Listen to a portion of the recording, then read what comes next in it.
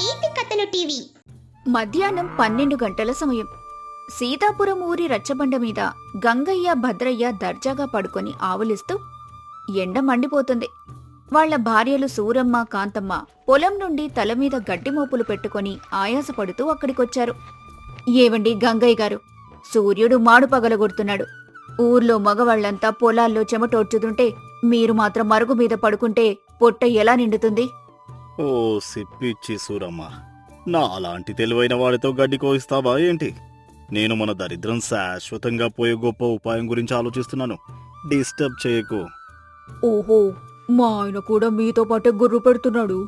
ఇద్దరు కలిసి ఏ రాజ్యాన్ని ఉచితంగా ఏలుదామని ఆలోచిస్తున్నారో కాస్త మాకు చెప్పండి. రాజ్యమే కాంతమ్మ. గంగయ్య బావా, నిన్న రాత్రి మనకు తెలిసిన కనకపల్లె ఊరి రహస్యం వీళ్ళకి చెప్పరా? వీళ్ళ కళ్ళు బాయిర్లు కమ్మడం ఖాయం.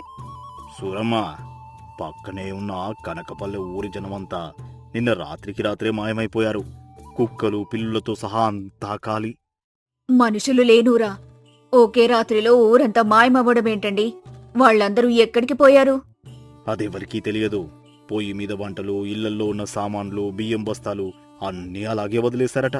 కనీసం ఇళ్లకు తాళాలు కూడా వేయలేదట. ఏమైనా అంటువ్యాధి వచ్చిందా, లేక రాజుగారు దండెత్తి వచ్చారా? నాకెందుకో ఈ విషయం వింటుంటేనే గుండెల్లో దడ మొదలైందండి. ఏమో వదినా, వాళ్ళ ఇళ్లలో నెయ్యి జాడీలు, అవకాయ కుండలు అనాథల్లా పడి ఉన్నాయి. మనం వెళ్ళి ఆ ఊరి పెద్ద అంజన్న బంగళాలు తిష్టవేద్దాం.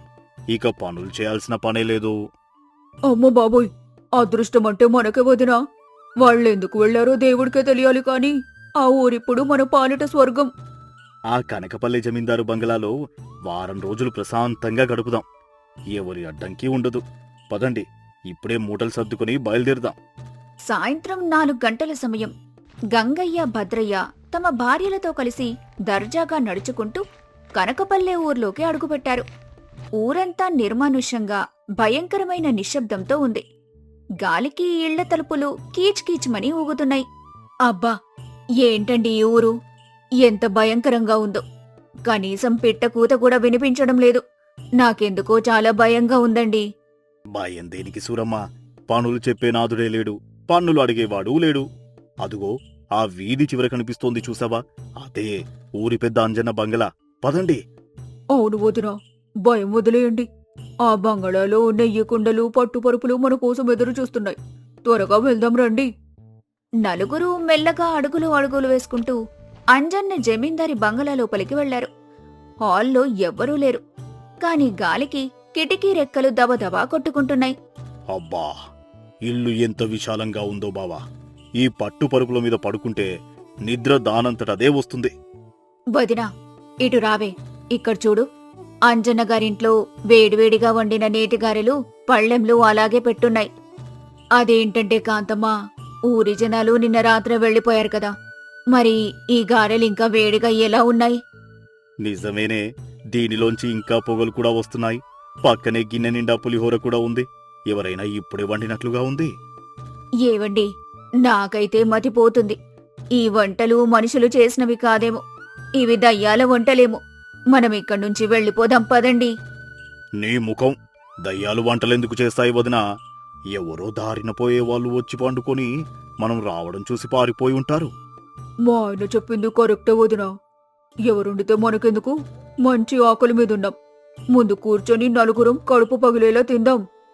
హాల్లో నలుగురు ఆకలితో రాక్షసుల్లా ఆ టేబుల్ ముందు కూర్చున్నారు. గంగయ్య భద్రయ్య ఎగబడి ఆ గారెలను తీసుకోవటం మొదలుపెట్టారు. ఆహా, ఈ గారెలు చూస్తుంటే నా జన్మ ధన్యమైనట్లుంది. ఈ అదృష్టం ఎవరికి దక్కుతుంది భద్రయ్య బావా? అవును బావా, ఉచితంగా వచ్చిన ఈ రాజభోగం ముందు ఆ దేవేంద్రుడి విందు కూడా సరిపోదు. అబ్బా, నీళ్లు తీసుకురండి. నా నోరు కాలిపోతోంది, మంట. నా నాలుక తెగిపోతోందిరా దేవుడా! ఏమైందిరా గంగయ్య? నెయ్యి గారెలు తిని ఎవరైనా అలా కాలిపోతుందంటారా? నీకు బద్ధకం ఎక్కువైపోయి రుచి తెలియడం లేదు. ఆగు, నేను తింటాను. అమ్మ బాబోయ్, చచ్చాన్ రోయ్! ఇవి నెయ్యి గారెలు కాదురా గంగయ్య, అచ్చం గుంటూరు మిరపకాయల ముద్దలు. కారం కారం! ఏవండి, ఏమైంది? కారంగా ఉన్నాయా? గారెల పిండిలో కేవలం కారం కూరేశారో ఏంటి? అవునే, నా పేగులు మండిపోతున్నాయి. ఈ ఇల్లు మామూలు ఇల్లు కాదురా బావా. మంచినీళ్లు ఎక్కడున్నాయో త్వరగా తీసుకురండే. సరిగ్గా అప్పుడే బయట గాలి భయంకరంగా వీచింది. డబేలుమని బంగళా తలుపులు కిటికీలు అన్నీ వాటంతటవే అతివేగంగా మూసుకుపోయాయి. ఇల్లంతా కటిక చీకటిగా మారిపోయింది. ఏవండి గంగయ్య గారు, తలుపులు దానంతటవే మూసుకున్నాయండి. ఎవరో మనల్ని బంధించారు. ఇదంతా దయ్యం పనేనండి. అమ్మో వదినా, నాకు భయంగా ఉందే. ఈ గారెలు మనకోసమే ఎవరో ప్లాన్ చేసి పెట్టిన ఉచ్చు. పైనుంచి ఎవరో నడుస్తున్న అడుగుల చప్పుడు వినిపిస్తోంది. అవునే, పైనుండి ఎవరో కిందకు దిగుతున్నట్లుంది. దబ్ దబ్ అని శబ్దం వస్తోంది. త్వరగా నీళ్ళెక్కడున్నాయో వెతకండ్రా బాబో. చీకట్లో కారం మంట తట్టుకోలేక భయంతో విలవిల్లాడుతూ భద్రయ్య గబగబా నీళ్లకుండ కోసం వంటగది మూలకు పరిగెత్తాడు. కాని కింద ఒక పాత చాప పరిచే ఉంది. కారం మండిపోతోంది. ఇక్కడే ఎక్కడో నీళ్ళకుండా చూశాను. అమ్మ బాబోయ్! ఒరేయ్ గంగయ్య, నేను కింద పడిపోతున్నాన్రా దేవుడా. చాప కింద ఒక పెద్ద గుంత తీసి ఉంది. భద్రయ్య అందులోకి దబేలుమని పడిపోయాడు. ఆ గుంత నిండా జిగటగా ఉన్న ఆవుపేడ, బురద నీళ్లు ఉన్నాయి. ఒరేయ్ భద్రయ్య, ఏమైందిరా? ఎక్కడ పడిపోయావు? నాకేమీ కనిపించడం లేదురా. చిచ్చి, ఇదంతా బురద పేడ. గంగయ్య, నన్ను లాగరా. ఈ కారం మంటకు తోడు ఈ బురద కంపుతో నేను చచ్చిపోయేలా ఉన్నాను. ఏవండి, గుంతలో పడిపోయారా? నేను తీస్తాను, ఆగండి, భయపడకండి అంటూ కాంతమ్మ చీకట్లో గుంత దగ్గరకు కంగారుగా వెళ్లబోయింది. కాంతమ్మ నడుస్తుండగా నీలమీద అమర్చిన ఒక సన్నటి నైలాన్ తాడు ఆమె కాలికి తగిలింది. అంతే, పైకప్పుకు కట్టి ఉన్న ఒక పెద్ద తాటాకు వల ఒక్కసారిగా కిందకు పడి కాంతమ్మను బంధించేసింది. అమ్మో, చచ్చాను రోయ్! నా మీద వల పడింది. ఎవరో నన్ను గాల్లోకి లాగేస్తున్నారు. నన్ను కాపాడండి. ఏవండి, కాంతమ్మ గాల్లో వేలాడుతోందండి. ఇల్లంతా ఉచ్చులు, ట్రాప్లు ఉన్నాయి. ఇదంతా ఖచ్చితంగా దయ్యం పనే. ఒరేయ్ భద్రయ్య, గారెల్లో కారం పెట్టారు, నేల మీద పేడ గుంతలు తవ్వారు, పైనుంచి వలలు విసురుతున్నారు. ఇది మనుషులు లేని ఊరు కాదురా. మన ప్రాణాలు తీయడానికి ఎవరో పనిన మహావల. అవునండి, ఈ ఊరి జనాలు ఎందుకు పారిపోయారో నాకిప్పుడు స్పష్టంగా అర్థమవుతుంది. ఇక్కడేదో భయంకరమైన శక్తి ఉంది. మనం ఇక్కడే చచ్చిపోతాం. మన అత్యాశే మన ప్రాణాలు తీసింది. నేను ఈ కుక్క చావు చావలేను. నేను పారిపోతున్నాను. నాకు బంగళా వద్దు, ఏమీ వద్దు. గంగయ్య ప్రాణభయంతో గుమ్మం వైపు పరుగు తీశాడు. కాని గుమ్మం తలుపు తెరుచుకోలేదు. దానికి బయట నుండి గట్టిగా తాళం వేసింది. గోడల మీద భయంకరమైన నీడలు కదులుతున్నట్లు కిటికీ సందుల్లోంచి కనిపించాయి. గంగయ్య భయంతో తలుపును పిచ్చివాడిలా బాదుతుండగా భద్రయ్య బురద గుంతలో పడి ఏడుస్తూ, కాంతమ్మ వలలో గాలిలో ఊగుతుండగా అకస్మాత్తుగా బంగళా బయట పెద్ద ఎత్తున అడుగుల చప్పుళ్లు వినిపించాయి. ఏవండి, బయట పదుల కొద్దీ కాగడాల వెలుతురు కనిపిస్తోందండి. ఎవరో గుంపుగా వస్తున్నారు. బంగళా తలుపులు దబేలుమని బద్దలు కొట్టినట్టుగా తెరుచుకున్నాయి. చేతిలో కాగడా, పెద్ద కర్ర పట్టుకొని ఊరి పెద్ద అంజన్న గట్టిగా అరుస్తూ లోపలికి దూసుకొచ్చాడు. రేయ్ గజదొంగల్లారా, ఎక్కడికి పారిపోతారా? ఈరోజు మీ ఆటలు కట్టించడానికే ఊరంతా కలిసి ఈ ఉచ్చులు పన్నాం. అందరినీ చుట్టుముట్టండి. ఒక్క దొంగ కూడా తప్పించుకోకూడదు. అరెరే అంజన్న గారు, దొంగలు బలే చిక్కుకున్నారు. వలలో ఒక దొంగ, గుంతలో ఒక దొంగ. వీళ్లకి బలే శాస్తి జరిగింది. పట్టుకుని కట్టేయండి. దొంగలు కాదండి అంజన గారు, దొంగలం కాదండి. నేను పక్క ఊరి గంగయ్యను. కింద బురదలో మావాడు భద్రయ్య ఉన్నాడు. మమ్మల్ని చంపకండి. అరే, సీతాపురం గంగయ్య, భద్రయ్యలా మీరేంట్రా ఈ చీకట్లో మా కనకపల్లెలో ఇరుక్కున్నారు? అవునండి, మేమే. మా ప్రాణాలు గాలిలో కలిసేలా ఉన్నాయి, కాపాడండి. ఆ భయంకరమైన కొండపల్లి గజదొంగల ముఠా వస్తుందనుకుంటే మీలాంటి ఉచిత భోజన ప్రియులు, బద్దకస్తులు మా వలలో దొరికారా? విచిత్రంగా ఉందే. గజదొంగల వలలా? ఏంటి అంజన గారు మీరు చెబుతుంది? మీరంతా ఊరు వదిలి ఎందుకు వెళ్ళిపోయారు? అసలు ఈ ఊరు ఒక్క రాత్రిలో ఎందుకు మాయమైంది? నాకేమీ అర్థం కావడం లేదు. వినండిరా సోమరిపోతులారా, 3 రోజుల క్రితం మాకు పట్నం పోలీసుల నుండి ఒక రహస్య సమాచారం వచ్చింది. ఏం సమాచారం అంజన్న గారు? భయంకరమైన కొండపల్లి గజదొంగల ముఠా ఒకటి మా కనకపల్లె మీద పడి దోచుకోవడానికి వస్తున్నారని తెలిసింది. వాళ్ళు చాలా క్రూరులు. వాళ్ళతో పోరాడి ప్రాణాలు పోగొట్టుకోవడం ఇష్టం లేక ఊరి జనాలందరము కలిసి ఒక భారీ థ్రిల్లింగ్ ప్లాన్ వేశాం. అవునురా గంగయ్య, దొంగలు వస్తే సులభంగా పట్టుకోవడానికి మా ఊరి జనాలందర్నీ పక్క ఊరి అడవిలో ఉన్న గుడి దగ్గర సురక్షితంగా దాచాం. ఇళ్ల తలుపులు తెరిచుంచి దొంగలకు ఆశ పుట్టేలా వంటలు పెట్టాం. కానీ ఆ వంటల లోపల కారం నింపిన గారెలు, మంచాల కింద బురద గుంతలు, గుమ్మాల దగ్గర వేటగాళ్లు వాడే వలలు ఏర్పాటు చేశాం. దొంగలు వచ్చి ముందు తినడానికి ఎగబడతారు. ఈ వలల్లో చిక్కుకుంటారని మేం ప్లాన్ చేశాం. అయ్యో దేవుడా, దొంగలను పట్టే వాళ్ళల్లో మేం పడ్డామా? మీ ప్లాన్లో దొంగల బదులు మేము బలైపోయామా? మీ పిసినారితనంతో ఉచితంగా తినాలనే అత్యాశతో మీరే వచ్చి మాత్రం ఇళ్ల రుచుల్లో బలైపోయారు. గొడ్డిగా వచ్చేసి ఈ కారం గారెలు తిని బురదలో పడి మా పరువు మేమే తీసుకున్నామని ఇప్పుడు ఏడుస్తున్నారు. అంజన గారు, మమ్మల్ని వదిలేయండి. ఉచితంగా ఏది రాదని ఆశపడితే ఇలాంటి వలల్లోనే చిక్కుకుని ప్రాణాలు పోతాయని నాకు కళ్ళు తెరుచుకున్నాయి. నేను బద్ధకం వదిలేసి కష్టపడి బతుకుతాను. అవునండి అంజన్న గారు, మా వాళ్లకి ఫ్రీ భోజనం అంటే పిచ్చి. ఇక జన్మలో ఫ్రీ భోజనం కోసం అలాగే ఆస్తుల కోసం ఏ ఊరికి వెళ్ళం. మీ కాళ్ళు పట్టుకుంటాను, మమ్మల్ని వదిలేయండి. నన్ను కూడా ఈ బురదలోంచి లాగండి అంజన గారు. కష్టపడితే ఈ పాటికి నా ఇంట్లోనే ప్రశాంతంగా గంజి తాగి పడుకునేవాణ్ణి. నా బద్ధకంతో భార్యను కష్టపెట్టి ఉచితం కోసం వస్తే బురదలో పందుల్లా దొరలాల్సిందేనని నాకు బాగా ప్రాక్టికల్గా అర్థమైంది. అవును వదినా, ఈ కారం మంటకి నా బద్ధకం, నా అత్యాశ మొత్తం కాలి బూడిదైపోయాయి. మమ్మల్ని క్షమించండి. చూసారా గంగయ్య, కష్టపడకుండా దొరికే వాటి వెనుక ఎప్పుడూ ఒక భయంకరమైన సస్పెన్స్, ఒక ప్రమాదం పొంచి ఉంటుంది. ఇతరుల ఆస్తి మీద ఆశపడితే ఇలా ఉచ్చుల్లోనే చిక్కుకుంటారు. మీరు దొంగలు కాదు కాబట్టి మిమ్మల్ని వదిలేస్తున్నాం.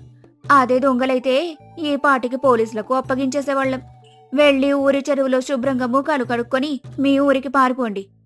ఊరి జనులంతా గంగయ్య భద్రయ్యల సస్పెన్స్ అవస్థలు చూసి పగలబడి నవ్వుకున్నారు. గంగయ్య భద్రయ్య తమ భార్యలతో కలిసి ఆ బురద బట్టలతోనే సిగ్గుపడుతూ తలదించుకుని తమ సీతాపురం ఊరికి పారిపోయారు. ఆ రోజు వాళ్లు తిన్న కారం గారెల దెబ్బతో వాళ్లకున్న బద్ధకం, ఉచిత భోజనం మీద ఉన్న అత్యాశ పూర్తిగా వదిలిపోయాయి. నాటి నుండి వాళ్లు తమ పొలంలో తామే కష్టపడి పనిచేసుకుంటూ నిజాయితీగా బతకటం నేర్చుకున్నారు. శ్రమించకుండా ఉచితంగా దొరికే వాటి మీద అత్యాశ పడితే ఊహించని ప్రమాదాల్లో చిక్కుకొని అపహాస్యం పాలవ్వాల్సొస్తుంది. ఎవరి కష్టం వాళ్లను రక్షిస్తుంది. కష్టపడి పనిచేయటంలోనే మనిషికి నిజమైన భద్రత, ఆరోగ్యం, ప్రశాంతత దక్కుతాయి. అత్యాశ ఎప్పటికీ ప్రాణాంతకమే. సీతానగరం ఊర్లో భయంకరమైన గాలివాన పడుతుంది. ఎముకలు కొరికే చలి. రాత్రి 8 గంటల సమయం. రామయ్య తన గుడిసెలో చలికి వణుకుతూ కూర్చున్నాడు. వంటగదిలో నుండి సీతమ్మ వండుతున్న ములక్కాడ టొమాటో కూర వాసన గుమగుమలాడిపోతుంది. అబ్బా, ఏంటి సీతమ్మ ఈ భయంకరమైన వర్షం? వారం రోజుల నుండి సూర్య భగవానుడు అసలు ముఖమే చూపించటం లేదు. ఈ చలికి నా ఎముకలు సైతం గజగజ వణికిపోతున్నాయి. త్వరగా ఏదైనా వేడిగా భోజనం పెట్టు. అవునండి, చలికి మీ పళ్ళు టకటకలాడుతున్నాయని నాకు తెలుసు. అందుకే మీకోసం స్పెషల్గా మన పెరట్లో ఉన్న లేత ములక్కాడలు కోసి టొమాటో వేసి కమ్మటి కూర వండుతున్నాను. ఆ ములక్కాడ ఉడుకుతుంటేనే ఇల్లంతా అద్భుతమైన సువాసన వస్తుంది, చూసారా? రామయ్య నోరు ఊరుతూ ఉండగా గాలి పీలుస్తూ, చూశాను సీతమ్మ, ఆ వాసన పీలుస్తుంటే నా ప్రాణాలు లేచొస్తున్నాయి. వేడి వేడి అన్నంలో ఆ ములక్కాడేసుకుని జురుకుంటూ తింటంటే ఆ స్వర్గం కూడా నా కాలి కిందున్నట్టే అనిపిస్తాంది. త్వరగా గిన్నె తీసుకుని హాల్లోకి రా, కడుపులో ఎలకలు బరిగెడుతున్నాయి. అదిగోనండి, అన్నీ సిద్ధం చేశాను. ములక్కాడ ముక్క వెన్నలాగా మెత్తగా ఉడికిపోయింది. మన అదృష్టం కొద్దీ ఈ వానకి మన ఇంటికి ఏ చుట్టాలు రాలేదు. మీరు కడుపు నిండా ప్రశాంతంగా ఈ కూర మొత్తం తినేయొచ్చు. రామయ్య ఆనందంగా అన్నం కలుపుకోబోయేంతలో బయట నుండి తలుపులు దబదబా బాదుతున్న శబ్దం వినబడింది. సుబ్బారావు బయట నుండి ఏడుపు గొంతుతో అరుస్తూ, సీతమ్మా, ఓ సీతమ్మా, తలుపు తీయండమ్మా, వానకు తడిసి చచ్చిపోతున్నాం. మా ప్రాణాలు గాల్లో గలిసిపోయేలా ఉన్నాయి రామయ్య బావా. అయ్య బాబోయ్, ఆ గొంతు ఖచ్చితంగా మా అన్నయ్య సుబ్బారావుదే. వదిలి కూడా వచ్చినట్టుంది. ఈ కొండపోత వానలో పక్కూరు నుండి వాళ్ళెందుకు వచ్చారో దేవుడా. నేను వెళ్లి తలుపు తీస్తాను. రామయ్య నిట్టూరుస్తూ తల పట్టుకుని, నేననుకున్నదే జరిగింది సీతమ్మ. మీ అన్నయ్య సుబ్బారావు ఒట్టి చేతులతో రాడు. కడుపు నిండా ఆకలినే రాక్షసుని ఎంటబెట్టుకుని వస్తాడు. వాడు వాసన పసిగట్టాడంటే ఈ ములక్కాడ కూర నాకు దక్కనట్టే. సీతమ్మ వెళ్లి తలుపు తీసింది. వానలో తడిసి ముద్దైపోయి వణుకుతూ సుబ్బారావు, కాంతమ్మ లోపలికొచ్చారు. సీతమ్మ కంగారుగా, ఈ పాడు వానలో ఇంత దూరం బండి లేకుండా ఎందుకొచ్చారు? చలికి ఇద్దరు గజగజ వణికిపోతున్నారు. ముందు ఆ తడి బట్టలు మార్చుకుని వెచ్చగా అరుగు మీద కూర్చోండి. కాంతమ్మ నటిస్తూ కన్నీళ్లు తుడుచుకుంటూ ఏం చెప్పమంటావే మరదల, పక్కూరి గుడికి వెళ్లి వస్తుంటే దారిలో భయంకరమైన వాన మొదలైంది. చేతిలో గొడుగు లేదు, జేబులో చిల్లిగవ్వ లేదు. ప్రాణాలు అరచేతిలో పెట్టుకుని ఎలాగోలా నీ గుడిసెకి చేరుకున్నాము. సుబ్బారావు గాలి గట్టిగా పీల్చి ఆనందంగా, అబ్బా కాంతమ్మ, ఏంటి గుడిసెలో నుంచి కమ్మటి ములక్కాడ కూర వాసన గుబాలిస్తాంది. టమాటాలు ములక్కాళ్ళు ఉడికిన వాసన నా ముక్కు పుటాలు బద్దలు కొడుతుంది. సీతమ్మ, వేడివేడిగా భోజనం ఏమైనా వండేవా ఏంటి? సీతమ్మ భయపడుతూ రామయ్య వైపు చూస్తూ, ఆ అవునన్నయ్య, మీ బావగారి కోసం ఇప్పుడే ములక్కాడ కూర వండాను. పాపం ఆయన రోజంతా కష్టపడి వచ్చారని ఆశగా అడిగితే చేశాను. కాంతమ్మ నొసలు చిట్లిస్తూ అసంతృప్తిగా, ఏంటే సీతమ్మ, కన్న అన్నయ్య ఉదయం నుండి ఆకలితో వానలో నాని వస్తే మీ ఆయన గురించి ఆలోచిస్తున్నావా? మాకు ముందు విస్తరాకులు వేసి ఆ అన్నం ములక్కాడ కూర వడ్డించు. ఈ చలికి మాకు ప్రాణాలు పోయేలా ఉన్నాయి. రామయ్య బాధగా నవ్వుతూ కవర్ చేస్తూ, అయ్యో అలా అనకండి, ముందు మీరే తినండి. సీతమ్మ, బావగారికి చెల్లెలకి కడుపు నిండా కూర వడ్డించు, నేను తర్వాత తింటానులే.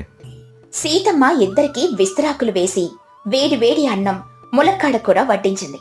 రామయ్య ఒక మూల కూర్చొని తన కూర వాళ్ళు తింటుంటే దీనంగా చూస్తున్నాడు. సుబ్బారావు ములక్కాడను నోట్లో పెట్టుకుని గట్టిగా జుర్రుకుంటూ జుర్రు జుర్రు కరుక్కంటూ, ఆహా, అద్భుతం సీతమ్మ, నీ చేతి వంట ఎప్పటికీ అమృతమే. ఈ ములక్కాల్లో ఉన్న గుజ్జు మొత్తం వెన్నెలా కరిగిపోతుంది. ఆ టమాటా పులుపు దీనికి భలేగా సరిపోయింది. కాంతమ్మ సగం అన్నం లాగించేసి, అవునే మరదలా, కూర బాగుంది కానీ ఉప్పు కాస్త తగ్గినట్లుంది. అయినా ఈ ఆకలితో అదేం పెద్ద లెక్క కాదులే. ఈ గిన్నెలో ఉన్న కూర మొత్తం ఇట్టే తీసుకురా, ఇద్దరం లాగించేస్తాం. సీతమ్మ కన్నీళ్లు పెట్టుకుని, వదినా, ఆ గిన్నెలో ఉన్న కూర మొత్తం మీకే వడ్డిస్తే మీ అన్నగారికి ఏమీ మిగలదు. ఈ ఇంట్లో కనీసం పచ్చడి కూడా లేదు. పాపం ఆయన ఉదయం నుండి ఏమీ తినలేదు వదినా. సుబ్బారావు విసుగ్గా ములక్కాడ పిప్పి కింద పడేస్తూ, ఏమిటే సీతమ్మ, కన్న అన్నయ్య కడుపు నిండా తింటుంటే లెక్కలేస్తున్నావా? నా ఆకలి తీరాక ఎవరైనా తినాలి. రామయ్య బావకు అలవాటేగా. రేపు ఉదయం దాకా బస్తులున్న ఆయనకేం కాదులే. ఈ ములక్కాళ్ళన్నీ నా ఆకులోనే వెయ్యి. రామయ్య కోపంగా కానీ నవ్వుతూ కవర్ చేస్తూ, పర్వాలేదులే సీతమ్మ, బావగారు గొప్పవాళ్ళు. వాళ్ళకి అన్నం పెట్టడం మన అదృష్టం. ఆ కూర మొత్తం వడ్డించే, నేను ఆ కుండలో ఉన్న చద్దిగంజి దాగి పడుకుంటాను. నాకు ఈ కష్టాలేం కొత్తేం కాదుగా. సుబ్బారావు కాంతమ్మ కనీసం జాలి లేకుండా గిన్నెలో ఉన్న ములక్కాడ మొత్తం తుడిచిపెట్టి తినేశారు. కడుపు నిండా తిని త్రేంచుతూ మంచం మీద దర్జాగా దుప్పట్లు కప్పుకొని పడుకున్నారు. రామయ్య సీతమ్మ ఆకలితో వణుకుతూ కింద చాప మీద పడుకున్నారు. రాత్రి 9 గంటలకు గుడిసె తలుపులు మళ్లీ దబదబా మోగాయి. గాలి వాన తీవ్రత మరింత పెరిగింది. అంజన్న బయట నుండి గట్టిగా, రామయ్యోయ్, తలుపులు త్వరగా తీవయ్యా, వానకి మేము పూర్తిగా కొట్టుకుపోయేలా ఉన్నాం. బతుకు జీవుడా అని నీ గుడిసెదాకా ఆశ్రయం కోసం వచ్చాం. రామయ్య కంగారుగా తలుపు తీస్తూ, అంజన గారు, సుశీలమ్మ గారు, మీరా? ఈ అర్ధరాత్రి కొండపోతవాన్లో ఎక్కడి నుంచి వస్తున్నారు? రండి లోపలికి రండి. వాన నీళ్ళు ఇల్లంతా వస్తున్నాయి. ముందు ఆ తడి బట్టలు దుడుచుకోండి. అంజన్న సుశీలమ్మ గజగజ వణుకుతూ లోపలికి వచ్చారు. మంచం మీద పడుకున్న సుబ్బారావు కాంతమ్మ వాళ్ళని చూసి ఉలిక్కిపడి లేచి కూర్చున్నారు. పక్కూర్లో పంచాయతీ ఉంటే వెళ్ళొస్తున్నాం రామయ్య. గోదావరికి వరదొచ్చేలా ఉందని భయపడి నీ గుడిసుకొచ్చాం. అరే, సుబ్బారావు గారు కూడా మీ ఇంట్లో ఉన్నారేంటి? మీరెప్పుడొచ్చారు? అవును రామయ్య, మమ్మల్ని చూసి సుబ్బారావు గారు ఏదో దయ్యం చూసినట్లు ఉలిక్కిపడ్డారేమిటి? వానలో మీ గుర్రపు బండి ఏమైంది సుబ్బారావు గారు? మీరు ఒంటరిగా నడిచి రావడం చాలా ఆశ్చర్యంగా ఉందే. సుబ్బారావు నసుకుతూ కంగారు పడుతూ, ఆ బండి విరిగిపోయింది సుశాలమ్మ గారు. దారిలో దొంగలు పడి మా డబ్బులు పూర్తిగా కాజేశారు. కడుపులో పచ్చే మంచినీళ్ళు లేక నీరసంగా మీ ములక్కాడ కూర, అదే కాస్త గంజి దాగి పడుకున్నాం. అంజన్న కళ్ళు చిన్నవి చేసి అనుమానంగా చూస్తూ, దొంగలా? సంతదారిలో దొంగలు పడ్డారా? నేనిప్పుడే అక్కడి నుంచి వస్తున్నాను సుబ్బారావు. అయినా వాళ్ళు దొంగలైతే నీ చేతుకున్న బంగారు ఉంగరాలు ఎందుకు వదిలేశారయ్యా? చాలా విచిత్రమైన దొంగలే. కాంతమ్మ గాపారా పడుతూ తబాయిస్తూ, అది కాదండి అంజన్న గారు, దొంగలు రాగానే మేము ఈ నగలు దుస్తుల కింద భద్రంగా దాచేశాం. వాళ్ళకు కనిపించలేదు కాబట్టి బతికిపోయాంలే. మమ్మల్ని ఆ దేవుడే కాపగా నవ్వుతూ, అయ్యో పాపం, అంత పెద్ద ఆస్తిపరులైన మీకు కూడా ఇలాంటి దరిద్రం పట్టుకుందా? రామయ్య, పెద్దవాళ్ళు ఆకలితో ఉన్నారు, దొంగల చేతిలో చిక్కొచ్చారు. వాళ్ళకేమైనా వండి పెట్టొచ్చు కదా. రామయ్య బాధగా, ఇంట్లో ఉన్న ములక్కాడ కూరంతా వాళ్ళకే పెట్టాం సుశీలమ్మ గారు. నేను నా భార్య పస్తులున్నాం. ఇంట్లో ఇప్పుడు గంజినీళ్ళు తప్ప ఇంకేమీ లేవండి. అంజన్న గాలి గట్టిగా పీలుస్తూ గిన్నె వైపు చూసి, అరెరే, గిన్నెలో ములక్కాడ కూర మొత్తం తుడిచిపెట్టి తిన్నట్టున్నారుగా సుబ్బారావు గారు. మీ పక్కనున్న ఆకుల నిండా ములక్కాడ పిప్పి కొండలా పెరిగిపోయింది. పాపం పగలు రాత్రి కష్టపడే రామయ్యకి ఒక్క ముక్క కూడా ఉంచరా మీరు? కాంతమ్మ కవర్ చేస్తూ కంగారుగా, అదే లేదండి అంజన్న గారు, రామయ్య మమ్మల్ని బలవంతంగా తినమన్నాడు. వాళ్ళకి ఆ ములక్కాడలంటే పెద్దగా ఇష్టం ఉండదట. మేమేదో ఆకలి తట్టుకోలేక తిన్నాము. అంజన్న కోపంగా రామయ్యకు కన్ను గీటుతూ, ఓహో, రామయ్యకి ఇష్టం లేదా? కాంతమ్మ, మీ బుద్ధట్ట ఉందో నాకు బాగా అర్థమైంది. ఇంటి యజమాని ఆకలితో పడుకుంటే మీరేమో రాజభోగం అనుభవిస్తారనమాట. సర్లే, మీరు పడుకోండి. అందరూ పడుకోవడానికి సిద్ధమవుతూ ఉండగా అంజన్న మెల్లగా రామయ్య దగ్గరకు వెళ్లి గుసగుసగా మాట్లాడాడు. ఒరే రామయ్య, చూసావా వాళ్ళ కండ కావరం? నువ్వు ఆశగా వండుకున్న ములక్కాడ కూర దొంగల్లా తినేసి నీకే ఇష్టం లేదని అబద్ధం చెప్తున్నారు. వీళ్ళ పిసినారితనం, తిండిపోతుతనం, వీళ్ళకే భయం పుట్టించేలా నేనొక ఫన్నీ నాటకం ఆడతాను. రామయ్య గుసగుసగా, ఏం చేద్దాం అంజన గారు? వాళ్ళు నా కూర తిన్నందుకు నాకు చాలా కడుపు మంటగా ఉంది. వీళ్ళని ఎట్టా ఆటపట్టిద్దాం? అంజన్న నవ్వుతూ, అద్భుతమైన ఐడియా ఉంది రామయ్య. వీళ్ళు తిన్నది మామూలు ములక్కాడ కాదని శ్మశానంలో ఉన్న దెయ్యాల ములగ చెట్టు కాయలని చెప్తాను. ఆ తర్వాత వీళ్ళు పడే భయం చూసి నువ్వే నవ్వుకుంటావు. నువ్వు కేవలం నాకు వంతపాడు చాలు. రామయ్య, సీతమ్మ, సుశీలమ్మలకు కూడా అంజన్న ప్లాన్ చెప్పాడు. వాళ్ళు నవ్వుకుంటూ కింద చాప మీద పడుకున్నారు. సుబ్బారావు, కాంతమ్మ మంచం మీద పడుకున్నారు. రాత్రి 12 గంటలు దాటింది. గుడిసెంతా కటిక చీకటిగా ఉంది. చలి భయంకరంగా ఉంది. అంజన్న అకస్మాత్తుగా గట్టిగా లేచి కూర్చున్నాడు. నిద్రలో నుండి ఒలిక్కిపడి లేచినట్లు భయంగా నటించాడు. అంజన్న గట్టిగా అరుస్తూ, అమ్మ బాబోయ్, రామయ్య రామయ్య, త్వరగా లేవయ్యా. ఆ ములక్కలు ఎక్కడి నుంచి తెచ్చావు నిజం చెప్పు. నా ప్రాణాలు పోయి ఎలా ఉన్నాయి? అంజన్న అరుపుకి మంచం మీద పడుకున్న సుబ్బారావు, కాంతమ్మ ఒక్కసారిగా ఉలిక్కిపడి లేచి కూర్చున్నారు. భయంతో ఊపిరి బిగబట్టారు. రామయ్య నటిస్తూ కంగారుగా, ఏమయ్యా అంజన గారు, ఏమైంది? ఈ అర్ధరాత్రి ఎందుకలా అరుస్తున్నారు? ఆ ములక్కాళ్ళు మన ఊరి చివరున్న పాడుబడ్డ గుడి వెనకాలన్న చెట్టువి. ఏమైందంట? అంజన్న తల పట్టుకుని ఏడుస్తున్నట్లు నటిస్తూ, అయ్యో దేవుడా, నా అనుమానం నిజమైంది రామయ్య. ఆ పాడుబడ్డ గుడి వెనకాలన్నది శ్మశానం. ఆ శ్మశానం మధ్యలో ఉన్న ఆ ములగ చెట్టు సాధారణమైంది కాదు. అది దెయ్యాల ములగ చెట్టు. దాన్ని ఆ శ్మశానపు కాపల దెయ్యం కాపాడుతా ఉంటుంది. సుశీలమ్మ ఆశ్చర్యంగా వంత పాడుతూ, దెయ్యాల ములగ చెట్ట? అదేంటండి, నేనెప్పుడు వెళ్ళేదే. దాని కాయలు తింటే ఏమవుతుంది? ఏమవుతుందా సుశీలమ్మ? ఆ చెట్టు కాయలు చాలా లావుగా రుచిగా ఉంటాయి. కాని ఎవరైతే అర్ధరాత్రి వాన్లో ఆ ములక్కాడ కూర తింటారో వాళ్ళ కడుపులో ఆ దెయ్యం ప్రవేశిస్తుంది. ఆ తరువాత వాళ్ళు కోతుల్లాగా వింత వింతగా డాన్సింగులు చేస్తారు. ఆ మాటలు వినగానే మంచం మీదున్న సుబ్బారావు, కాంతమ్మలకు గుండాగినంత పనైంది. వాళ్ళు తిన్నది అదే ములక్కాడ కూర కదా. కాంతమ్మ భర్త చెవిలో గుసగుసగా ఏడుస్తూ, ఏవండి విన్నారా? ఆ ములక్కాడలు దయ్యం చెట్టుబట. మనం ఆ గిన్నెలో ఉన్నవన్నీ రాక్షసుల్లా చురుకున్నాము. అమ్మో, నాకు భయంగా ఉందండి. నా కడుపులో దేవుతోంది. సుబ్బారావు వణుకుతూ చెమటలు తుడుచుకుంటూ, నోరు మూసుకో కాంతమ్మ, అసలు శబ్దం చేయబాకు. ఆ అంజన్ ఇంకా ఏం చెప్తున్నాడు ఇను. మనం చాలా డేంజర్లో ఉన్నాం. రామయ్య మరింత భయంకరంగా గొంతు మార్చి, అంజన గారు, ఆ ములక్కాడలు తింటే కోతుల్లా డాన్స్ చేస్తారా? ఇంకా ఏమవుద్ది? నా ప్రాణాలు గాల్లో గలుస్తున్నాయి. మనం ఆ కూర తిననందుకు దేవుడికి దండం పెట్టుకోవాలి. డాన్స్ మాత్రమే కాదు రామయ్య, ఆ దెయ్యం కడుపులోకి వెళ్ళాక వాళ్ళు ఆ ములక్కాడలు జుర్రుకున్నట్టే వాళ్ళ పళ్ళు కూడా ఒక్కొక్కటిగా రాలి కింద పడిపోతాయి. నోట్లో ఒక్క పన్ను మిగలదు. మొన్న రాత్రి పక్క వీధిలో కోటయ్య కూడా ఇట్టాగే ఆ ములక్కాడలు తిని ఇప్పుడు పళ్ళు లేకుండా చిగులతో గంజి దవ్వుతున్నాడు తెలుసా? అమ్మ బాబోయ్, పళ్ళు ఊడిపోతాయా? మనుషులను కూడా వదలవా ఆ దయ్యాలు? ఇది వింటుంటేనే నా కాళ్ళు చేతులు ఆడట్లేదు. వదలవు సీతమ్మా. అర్ధరాత్రి ఆ దెయ్యం వచ్చి నా కాయలు ఎవరు తిన్నారా అని కడుపులో నుంచి లాగేస్తుంది. మన అదృష్టం కొద్దీ మనం ఆ కూర తినలా. ఒకవేళ ఎవరైనా తినుంటే ఈ పాటికాళ్ళు పళ్ళు ఊడిపోవడం మొదలయ్యేది. సుబ్బారావుకు చలిలో కూడా విపరీతమైన చెమటలు పట్టాయి. సుబ్బారావు కుసకుసగా కాంతమ్మతో, కాంతమ్మ, నా పళ్ళు కదులుతున్నట్టున్నాయంటే ఈ ములక్కాడ పిప్పి నా పంటి తొందరలు ఇరుక్కుంది. ఈ దెయ్యం నా పళ్ళు వీకేస్తుందో ఏమో, నాకు చాలా భయంగా ఉంది. కాంతమ్మ ఏడుస్తూ, ఏవండి, నా కడుపులో ఏదో గిన్నెలు తిప్పుతున్నట్లు శబ్దాలు వస్తున్నాయి దేవుడా. ఆ ములక్కడ దయ్యం నా కడుపులో డాన్స్ వేస్తున్నట్లుంది.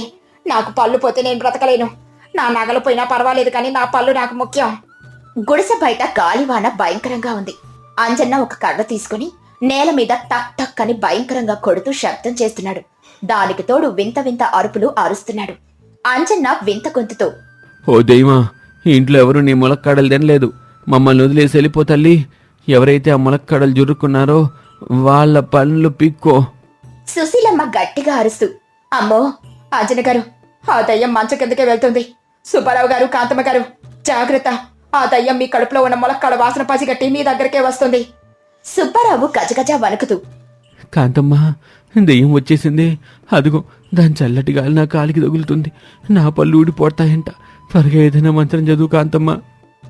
అయ్యో నా ప్రాణం, దయ్యం నా కడుపులో ఉందండి. నేను కోతిలా ఎగురుతున్నాను చూడండి. రామయ్యన్న, దీపం వెలిగించండి త్వరగా. నా భర్త పళ్ళు రాలిపోతున్నాయి, మమ్మల్ని కాపాడండి. రామయ్య నవ్వాపుకుంటూ, భయపడకండి బావగారు, నేనున్నానుగా. సీతమ్మ, త్వరగా ఆముదం దీపం వెలిగించు. నా చేతికి కర్ర దొరికింది, ఆ దెయ్యాన్ని కొడతాను గాని. సీతమ్మ అగ్గిపుల్లలు గీసి ఆముదం దీపం వెలిగించింది. అంజన్న పగలపడి నవ్వుతూ,